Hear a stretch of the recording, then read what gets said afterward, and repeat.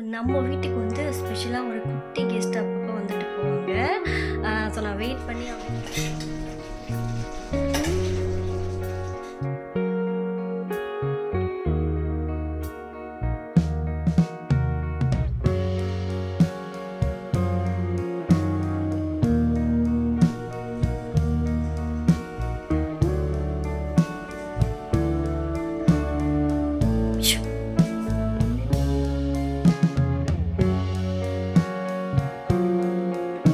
Hi friends, எல்லாரும் எப்படி இருக்கீங்க? ஸோ இன்றைக்கி வந்து நம்ம வ்ளாகில் எதுவும் பார்க்க போகிறதில்ல, ஒரு ஸ்பெஷலான ரெசிபி வந்து பார்க்க போகிறோம். ஸோ இந்த ரெசிபி செம்மையாக இருக்கும். ஸோ ஃபர்ஸ்ட் டைம் ட்ரை பண்ணிங்கனாலே நமக்கு அதோட டேஸ்ட் வந்து ரொம்ப பிடிக்கும். ஸோ இந்த ஸ்பெஷலான ரெசிபியை நான் தனியாக வ்ளாகில் ஆட் பண்ணாமல் வெறும் ரெசிபி மட்டும் போட்டுறேன். ஸோ என்ன அப்படின்னு சொல்லிட்டு ஸ்கிப் பண்ணாமல் ஃபுல்லாக பாருங்கள். அண்ட் நம்ம சேனலில் ஃபர்ஸ்ட் டைம் பார்க்குறீங்க, இந்த மாதிரி நிறையா ரெசிபிஸ் வ்ளாக்லாம் வேணும் அப்படின்னா நம்ம சேனலில் ஃபாலோ பண்ணிக்கோங்க. ஃபைன், இப்போ வீடியோக்குள்ளே போகலாம். ஸோ நமக்கு இஞ்சி வந்து ஒரு கப் அளவுக்கு வேணும். ஸோ இது நல்லா தோல் சீவிட்டு நம்ம வந்து துருவிக்கலாம். ஆக்சுவலாக இது பார்த்திங்கன்னா நம்ம வந்து நல்லா மிக்ஸி ஜாரில் அரைச்சி பேஸ்ட் மாதிரியும் பண்ணலாம். அப்படி இல்லையா தோல் வந்து ரிமூவ் பண்ணிவிட்டு நல்லா துருவிட்டும் பண்ணலாம். அண்ட் சின்ன சின்ன பீஸாக கட் பண்ணி கூட பண்ணலாம். ஸோ நம்மளோட விருப்பம் தான். பட் இப்போ நான் பண்ண போகிறது தோல் எல்லாமே ஃபுல்லாக வந்து ரிமூவ் பண்ணி ஸ்கின்ல எடுத்துகிட்டு நல்லா துருவிட்டு யூஸ் பண்ண போகிறேன். ஸோ பிக்கிள் மாதிரி இருக்கும். ஸோ இந்த எல்லா இஞ்சியுமே நல்லா வந்து துருவி எடுத்துக்கலாம். இந்த ரெசிபி வந்து ஆல்மோஸ்ட் ஒரு 3 months வரைக்குமே கெட்டு போகாமல் நம்ம ஃப்ரிட்ஜில் யூஸ் பண்ணலாம். பட் அவ்வளோ நல்லா இருக்காது, சீக்கிரம் தீர்ந்து போயிடும். ஸோ நம்ம எடுத்து வச்சுருக்கிற இஞ்சி எல்லாத்தையுமே நல்லா வந்து இந்த மாதிரி துருவி எடுத்து வச்சுருக்கேன். அண்ட் பக்கத்தில் இருக்கிறது திக்காக புளி தண்ணி வந்து கரைச்சி எடுத்து வச்சுருக்காங்க. அண்ட் புளி தண்ணிக்கு பக்கத்தில் இருக்கிறது கருவேப்பிலை. ஸோ இதுக்கு வந்து நம்ம எவ்வளோ இஞ்சி வேணுமோ அந்தளவுக்கு அது வந்து மூழ்கி கொதிக்க வர்ற அளவுக்கு நமக்கு தேவையான புளி வந்து வேணும். ஸோ அது வந்து நம்ம எடுத்துருக்கிற இஞ்சியை பொறுத்து அதுக்கு தேவையான அளவுக்கு புளி வந்து எடுத்துக்கலாம்.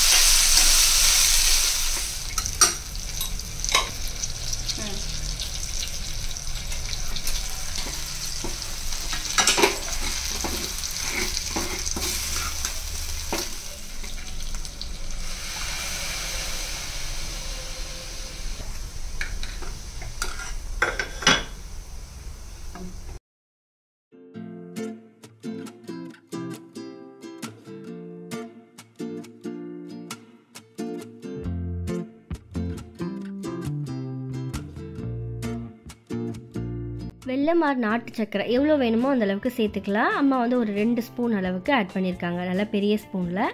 ஸோ நல்லா வந்து அந்த ஸ்வீட்னஸ் தாங்கும் அப்படின்னு சொல்லிட்டு கொஞ்சம் அதிகமான அளவே தான் போட்டிருக்காங்க. ஏன்னா போடும்போதே கேட்டேன் கொஞ்சம் எக்ஸ்ட்ரா இருக்கேம்மா அப்படின்ட்டு. இல்லைம்மா நல்லா ஸ்வீட்னஸ் தாங்கும், நல்லாயிருக்கும் அப்படின்னாங்க. ஸோ ஒரு 2லேருந்து 2.5 ஸ்பூன் அளவுக்கு ஆட் பண்ணியிருக்காங்க. இப்போ ஈவனாக கலந்துட்டு ஆக்சுவலாக இஞ்சிலே காரம் இருக்கும். பட் அடிஷ்னலாக நமக்கு கொஞ்சம் காரம் வேணுன்றதுக்காக சில்லி பவுடர் வந்து ஆட் பண்ணிக்க போகிறோம்.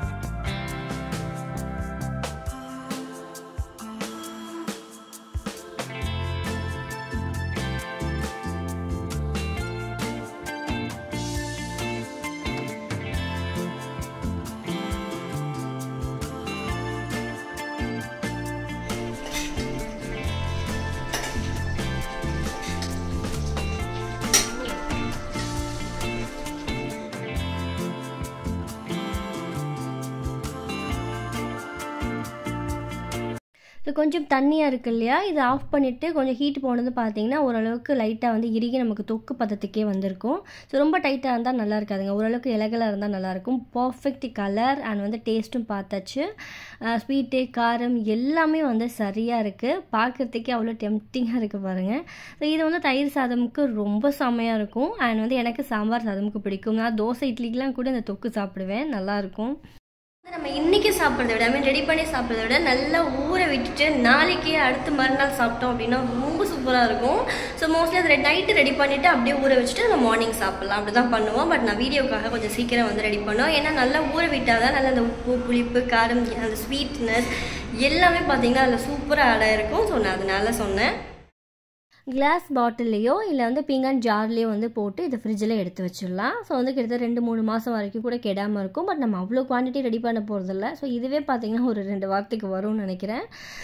இந்த ரெசிபி உங்களுக்கு பிடிச்சிருந்தால் மறக்காமல் இந்த வீடியோவை லைக் பண்ணிக்கோங்க. நம்ம வீட்டுக்கு வந்து ஸ்பெஷலாக ஒரு குட்டி கெஸ்ட் அப்பப்போ வந்துட்டு போவாங்க. ஸோ நான் வெயிட் பண்ணி அமைதியாக பார்த்திங்கன்னா பொறுமையாக பார்த்துட்ருப்பேன். எனக்கு ரொம்ப பிடிக்கும். அண்ட் இங்கே வந்து ஆக்சுவலாக வந்து ஒரு விண்டோ இருக்கும் ரூமில். அந்த விண்டோ பார்த்திங்கன்னா மஸ்கிட்டோ நெட் இருக்கும். ஸோ அதனால் என்ன பண்ணுவேன், கொஞ்சம் வென்டிலேஷன் வரதுக்காக நான் ஃபுல்லாக கொஞ்சம் நேரம் ஓப்பன் பண்ணி வச்சுருப்பேன்.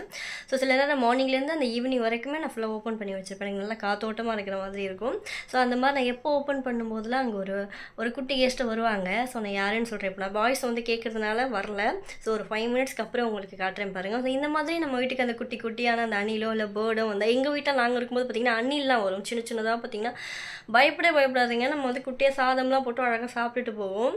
ஸோ அந்த மாதிரி நம்ம வீட்டுக்கு ஏதாவது புதுசாக ஏதாவது குட்டி கெஸ்ட் வந்து நமக்கு அவ்வளோ சந்தோஷமாக இருக்கும்ல. ஸோ அந்த மாதிரி எப்போவுமே பார்த்திங்கன்னா அங்கே ஒருத்தவங்க வருவாங்க. சவுண்டு கேட்டால் ஆனால் பறந்துடும். உங்களுக்கு காட்டுறேன் பாருங்கள்.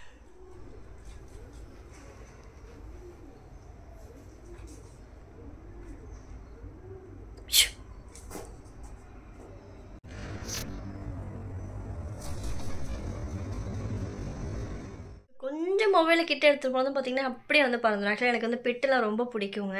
பட் வந்து அப்பார்ட்மெண்ட்டில் எனக்கு தெரிஞ்சு சரியாக வர தனி வீடாக இருந்தால் வந்து நம்ம அழகாக வந்து பேர்ட்ஸ்லாம் வளர்க்கலாம். அண்ட் வந்து எனக்கு பப்பி ரொம்ப பிடிக்கும்.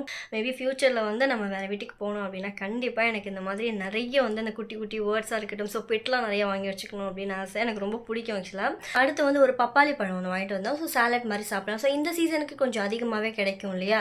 ஸோ நம்ம வந்து என்ன தான் சாலட்லாம் சாப்பிட்டாலும் பப்பாளின்னு நம்ம பார்க்கும்போது நமக்கு ஃபேஸ் பேக் தான் ஞாபகம், ஸ்கின் கேர் தான் ஞாபகத்துக்கு வரும். அவ்வளோ க்ளோவாக ரொம்ப நல்லாயிருக்குங்க.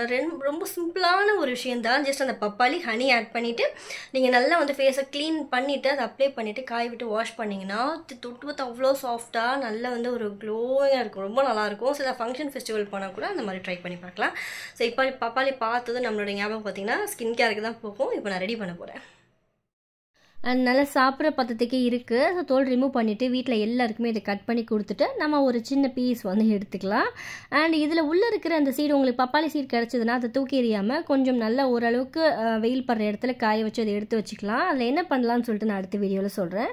ஸோ ஃபேஸ்க்கு தானே இந்த சின்ன சைஸே வந்து போதும். இது நல்லா வந்து நம்ம துருவல் பண்ணிக்கலாம். ஏன்னா நம்ம கொஞ்சம் அதிகமாக இருந்தால் மிக்ஸி ஜாரில் அடிக்கலாம், அவ்வளோ தேவைப்படாது, வேஸ்ட் ஆகும். ஸோ நல்லா துருவலில் பார்த்தீங்கன்னா துருவி எடுத்துக்கிட்டிங்கன்னா அந்த மாதிரி ஜூஸியாக நமக்கு வந்துடும். ஸோ ஹனி ஆட் பண்ணிவிட்டு நல்லா மிக்ஸ் பண்ணிவிட்டு ஃபேஸில் ஃபர்ஸ்ட் வந்து மசாஜ் மாதிரி பண்ணிவிட்டு கொஞ்சம் எடுத்து அதுக்கப்புறம் ஃபேஸ் நெக் ஃபுல்லாக அப்ளை பண்ணிவிட்டு நல்லா காய விட்டுட்டு நல்லா வாஷ் பண்ணும்போது ஸ்க்ரப் பண்ணிவிட்டு நல்லா மசாஜ் மாதிரி நம்ம ஸ்கின்னுக்கு கொடுத்துட்டு அதுக்கப்புறம் வந்து வாஷ் பண்ணலாம். இந்த ஸ்கின் கேரும் ரொம்ப எஃபெக்டிவாக இருக்குங்க. ஸோ அப்ளை பண்ணதுமே நல்லா வந்து ஒரு ஷைனிங்காக இருக்கும் ஸ்கின். நான் யூஸ் பண்ணி பார்த்துருக்கேன். நம்மளோட பப்பாயா ஃபேஸ் பேக் வந்து ரெடி.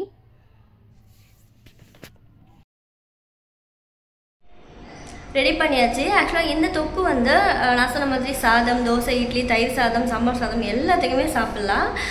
இது வந்து நான் ஃபர்ஸ்ட் டைம் சாப்பிட்டதே எனக்கு அம்மா ரெடி பண்ணி கொடுத்தாங்க. அதுவும் நான் வந்து ப்ரெக்னென்சி டைம் அப்போது. ஸோ நமக்கு அப்போ எதுவுமே வந்து சாப்பிடும் பிடிக்காது. பட் சாப்பிடும்போது பார்த்திங்கன்னா நமக்கு அதாவது செரிக்காது. ஸோ வந்து சாப்பிடவும் நல்லா வந்து புளிப்பு காரமாக அந்த மாதிரி இருக்கணும். அண்ட் வந்து நமக்கு பார்த்திங்கன்னா டைஜஷனுக்கும் ஹெல்ப் பண்ணுற மாதிரி இருக்கணும்னு சொல்லிட்டு இந்த தொக்கு எப்போவுமே ரெடி பண்ணி வச்சுருப்பாங்க. நான் மிஸ் பண்ணாமல் தினமுமே ரெகுலராக அதை எடுத்துப்பேன். ஸோ எனக்கு அந்த ஞாபகம் தான் வருது. ஃபைன். இது வந்து நம்ம குட்டீஸ்லேருந்து எல்லாருக்குமே கொடுக்கலாம். ரொம்ப ஹெல்தி. ஸோ அதான் அந்த ரெசிபி நான் தனியாக வந்து ஷேர் பண்ணேன். ஒரு சின்ன வீடியோ தான் கிடைச்சா. ஸோ இந்த மாதிரி தொக்கு ரெடி பண்ணி வச்சுக்கோங்க. இந்த ரெசிபி வந்து சேவ் பண்ணி வச்சுக்கோங்க. எடுத்துக்கிறதுக்கு நம்ம நெக்ஸ்ட் பார்க்குறதுக்கு வந்து ரொம்ப ஈஸியாக இருக்கும். ரொம்ப சிம்பிளாக பண்ணுறது தான். பட் டேஸ்ட் ரொம்ப நல்லாயிருக்கும். ஃபைன். நெக்ஸ்ட் ஒரு இன்ட்ரெஸ்டிங்கான vlogோட உங்களை மீட் பண்ணுறேன். ஸோ அடுத்தடுத்து பார்த்தீங்கன்னா ட்ராவல் vlog அண்ட் வந்து கொஞ்சம் கிச்சனுக்கு தேவையான அந்த ஷாப்பிங் வீடியோ, நம்மளோட ரெசிபிஸ், இந்த மாதிரி நிறைய vlogs வச்சுருக்கேன். அது எல்லாமே அடுத்தடுத்து உங்களுக்கு ஷேர் பண்ணுறேன். நம்ம சேனல் ஃபர்ஸ்ட் டைம் பார்க்குறீங்கன்னா மறக்காமல் ஃபாலோ பண்ணிக்கோங்க. Bye friends. தேங்க்ஸ் ஃபார் வாட்சிங்.